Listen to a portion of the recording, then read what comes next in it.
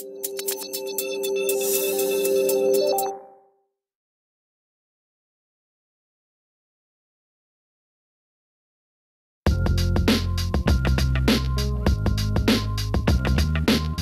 qui serait erroné, c'est de penser que l'inspecteur du travail est totalement isolé, puisque l'inspecteur du travail il est au sein d'une directe, justement. La directe, c'est un ensemble de services déconcentrés dans lequel on retrouve finalement un peu un guichet unique pour l'entreprise.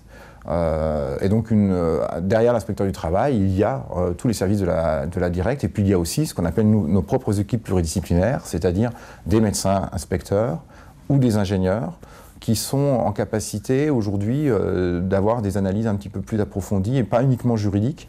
Le rapport humain, en fait, est essentiel, puisque ce dont on parle, c'est de l'homme au travail. Il ne faut jamais oublier ça. Je pense qu'effectivement, une des exigences pour l'inspecteur du travail, c'est toujours d'avoir en tête qu'il n'est pas là uniquement pour faire appliquer un texte, mais il est là pour résoudre des problèmes. Je pense qu'une bonne partie de notre image est fantasmée.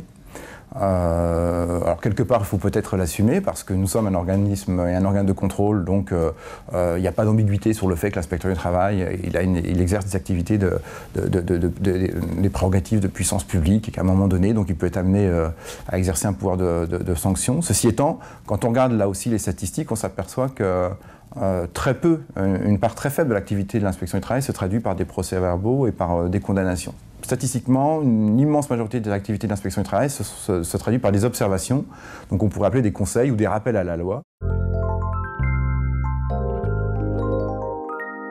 La santé et la sécurité est pour nous essentielle. On est convaincu de ce que l'on dit et du message que l'on porte, mais au quotidien, le salarié et l'employeur, ils ont d'autres soucis. Il faut en être tout à fait conscient et tout à fait lucide. Et donc la difficulté sur le terrain, c'est justement d'arriver à faire comprendre que le message que nous portons n'est pas simplement l'application de contraintes réglementaires supplémentaires. La difficulté aujourd'hui, y compris pour nos services, c'est de faire comprendre aux employeurs qu'il faut qu'ils changent de posture.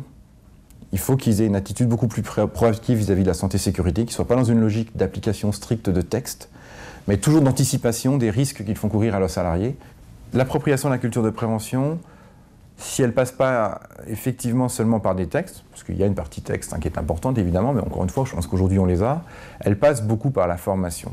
Il ne s'agit pas de rajouter un petit volet sécurité dans toutes les formations, il s'agit d'intégrer la logique, encore une fois, de prévention dans toutes les formations.